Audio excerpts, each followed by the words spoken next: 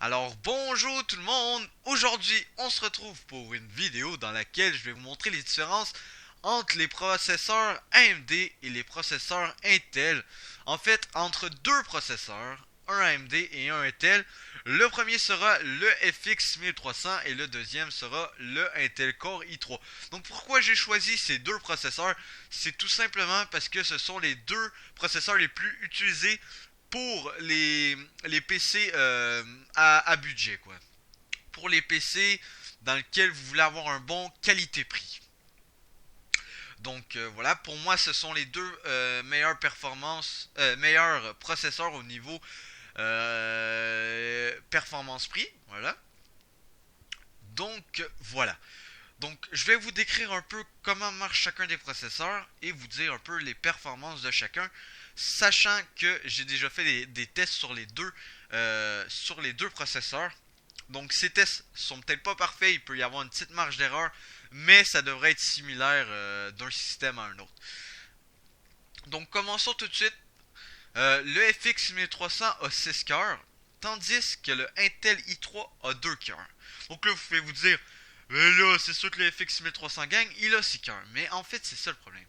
C'est que les 6 cœurs du FX 1300, je veux dire, un cœur du FX 1300 est beaucoup moins puissant que un cœur du Intel Core i3, du moins quatrième génération.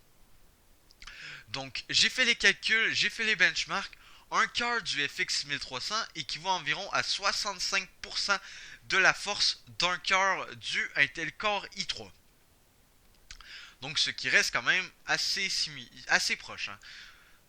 Voilà, quand on voit qu'il y a 6 cœurs contre 2 cœurs, voilà, 65 x 6, ça donne beaucoup plus que 2 x 100.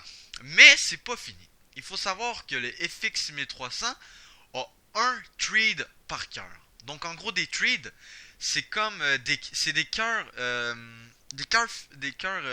logiques, physiques, pardon. Qu'est-ce que je raconte? Putain, je me perds dans mes mots. En gros, des cœurs virtuels, voilà, c'est ce que je voulais dire. Des cœurs qui existent, mais pas vraiment. En gros, c'est des amis au cœur qui vont l'aider à faire des calculs. Donc en gros, le FX 1300 a un petit ami par cœur. Donc il y a un thread par cœur. Donc un ami qui va l'aider à faire ses calculs à chaque cœur. Tandis que le Intel Core i3, lui, a deux amis. Donc il a deux threads. Donc deux petits amis qui vont l'aider à faire des calculs à chaque cœur. Donc en tout, l'Intel Core i3 a 4 threads pour 2 cœurs, tandis que le FX 1300 a 6 threads, mais pour 6 cœurs. Donc ce qui fait que le Intel Core i3 a une performance par cœur beaucoup plus élevée que le FX 1300. Donc je vais vous montrer un peu. Voilà, j'ai fait un autre schéma. Désolé, hein, je sais que c'est tout sur Paint. Ne riez pas, s'il vous plaît. Ça m'a pris quand même plus d'une heure faire cela. En plus que c'est la deuxième fois que je me filme. Parce que la première fois, j'avais oublié d'enregistrer le son. Donc ça m'a fait vraiment chier. Mais bon, voilà. Au moins, en plus, j'étais sur le point de fermer les pages Paint quand j'ai lancé ma vidéo. Donc voilà. Une chance que j'ai pas fait. Donc, deuxième image. Donc ici, vous pouvez voir, justement, le Intel Core i3, voilà, a ses deux amis à côté de lui qui aident le cœur. Donc, un thread va donner environ 50% de plus de performance à un cœur. Ça, c'est environ. Hein, ça peut être peut-être 45, 60, je sais pas, j'ai dit environ. Donc, voilà. Donc, le Intel Core i3 qui a deux threads va gagner donc 100% de plus de performance par cœur. Donc, le 100% va devenir un 200%. Et comme il a deux cœurs, on peut faire 200% x 2. Donc voilà. Tandis que le FX 6500, lui, 6300, pardon, avait 65% de performance par cœur. Comme un thread, comme je l'ai dit, équivaut environ à 50% de la performance du cœur, le thread va donc lui donner 33%. Ben en fait, va donc lui donner 50% de 65%. Voilà, j'espère que vous comprenez. Donc, ce qui donne 33%. Donc, 33%, comme je l'ai dit, c'est 50% de 65%. Et comme ici, 100%, c'était 50%, c'était 50% de 100%. Donc, en gros, chaque cœur du FX 6300 va donner 98%. Mais en fait, on va y aller en points, ça va être plus facile parce qu'on peut plus vraiment dire des pourcents. Donc chaque carte du FX 6300 a 98 points, tandis que chaque carte du Intel Core i3 a 200 points. Donc cela dit, si on fait tous les calculs, si on fait 65 plus 33 x 6, vu qu'il y a 6 cœurs chez le FX 6300, et qu'on fait 200 x 2, les résultats restent quand même assez éloignés. Donc le FX 6300 obtient un score de 500, on va y aller en points, 588 points, tandis que le Intel Core i3 obtient un score de 400 points. Donc voilà, il y a 188 points de différence. En plus, un autre avantage pour le FX, c'est qu'il peut être overclocké. Donc qu'est-ce que ça veut dire overclocké? C'est en fait augmenter la vitesse du processeur. Donc augmenter le taux, augmenter la fréquence du processeur. Malheureusement pour le Core i3, il ne peut pas être overclocké. Donc c'est pareil pour tous les i3, ils sont pas débloqués. Donc voilà, vous pouvez pas les overclocker. Tandis que le FX 6300 lui est débloqué. Justement, il est fait pour être overclocké. AMD le dit même, Black Edition, made for overclocking, voilà. Ils disent tout ça. Donc, voilà, il est fait pour ça. J'ai oublié de dire les prix. Le FX 6300 va coûter environ 110 euros, tandis que le i3 va coûter environ 130 euros. Donc le FX 6300 est 20 euros moins cher. Donc ce que je vous conseille si vous voulez vous prendre une config avec un FX 6300, c'est de prendre le 20 euros en plus et de l'investir sur un ventilateur, pas un radi... comment on dit un ventirad, voilà. Ce qui est en gros, voilà, le ventilateur avec un radiateur pour refroidir le processeur. Donc ce que vous permettre le ventirad, c'est de refroidir le processeur voilà, encore mieux que lui qui était d'origine. Donc ce qui va vous permettre donc d'overclocker plus loin. Parce qu'en gros, le problème avec l'overclock, c'est que votre processeur va plus en plus chauffer. Donc un processeur, donc comme quand on overclock, il faut augmenter aussi le voltage pour que ça reste stable, pour que le processeur ait quand même assez de jus. Voilà, parce qu'un processeur à 3.5 GHz va demander beaucoup moins de jus que le même processeur à 4.7 GHz, ça c'est sûr. Donc plus de watts égale plus de chauffage. Voilà, si je peux, plus de chaleur, voilà, c'est mieux. Donc en gros, voilà. Donc avec un ventirad d'environ 20 euros, donc la différence de prix entre le FX 6300 et le i3, vous allez être capable de passer le FX 1300 de 3.5 GHz à plus ou moins 4.2 GHz. Donc en augmentant cette fréquence de 3.5 à 4.2, vous allez donc augmenter la performance des cœurs du FX 6300. En augmentant la performance des cœurs, bien sûr, la performance des threads aussi va être augmentée. Donc j'ai fait des tests, parce que j'ai moi-même un FX 6300 et voilà, je m'amuse souvent à changer la fréquence. Donc avec le 4.2 GHz que vous allez avoir en moyenne, en fait j'ai en moyenne parce que c'est de la chance. Voilà. Vous allez soit avoir un CPU qui overclock mal, soit un CPU qui overclock moyen, soit un CPU qui overclock de fou. Donc peut-être que vous allez avoir 4.5, peut-être 4.0, mais je vous assure, c'est presque sûr que vous allez avoir au moins 4.0. C'est pas mal la base. Donc voilà, avec une vitesse de 4.2 GHz, votre performance par cœur va passer de 65% à plus ou moins 72% pour 4.2 GHz. Ce qui nous rapproche du Core i3. Donc comme on va passer de 65% à 72%, voilà quoi, ça fait quand même ça fait 7% de plus de 7 points de plus de performance de plus par cœur. Donc vous faites ça x 6 et en plus de ça, Attendez, je vais vous montrer. En plus de ça, les trades qui étaient à 33% vont passer à 36%. Donc vous allez gagner un 3% de plus supplémentaire par cœur en plus. Donc vous allez gagner 7 plus 3, 10% de plus de performance par cœur. Donc 60, en fait c'est pas en pourcent, 60 points de plus en overclockant à 3 à 4,2 GHz.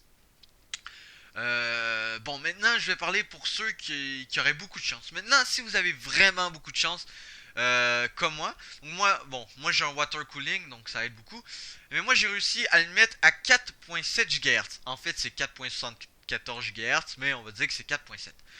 Donc, à 4.7 GHz, j'ai fait les benchmarks. Un cœur du FX 6300 équivaut à environ 80% de la vitesse d'un cœur du i3. Donc, vous faites... voilà, donc, les cœurs sont rendus à 80%, et donc, les trades, eux, sont rendus à 40%, comme un trade, c'est environ 50% la performance d'un cœur. Donc, ce qui fait que c'est rendu complètement abusé, quoi. Vous allez passer d'un FX 6300 qui avait 588 points à un FX 6300 qui en a 720. Donc voilà, pour faire ça, c'est très simple. Vous faites 80 plus 40, ce qui donne 120 fois 6, vu qu'il y a 6 cœurs.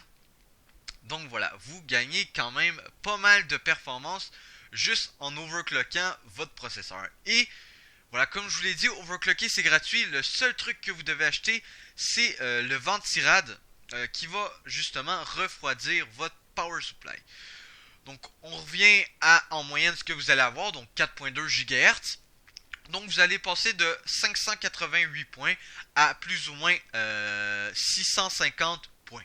Ce qui est quand même assez énorme. Quand on compare ça au i3, lui, qui a un 400 points, c'est carrément mieux. Donc, en bref, le FX 6300, même stock, bat le Core i3 si les jeux sont... En gros... Attendez, je vais vous expliquer. En fait, ça dépend. Les anciens jeux ont tendance à utiliser moins de cœurs, à être optimisés pour moins de cœurs. Comme dans le temps, les processeurs avaient moins de cœurs, les jeux, voilà, étaient... Voilà, ce serait con qui... si les jeux sont en, je sais pas moi, en 2005 et qu'il y avait seulement des processeurs à 2 cœurs, pardon, ce serait un peu bête de faire des jeux optimisés pour les 4 cœurs, vu que ça n'existe pas.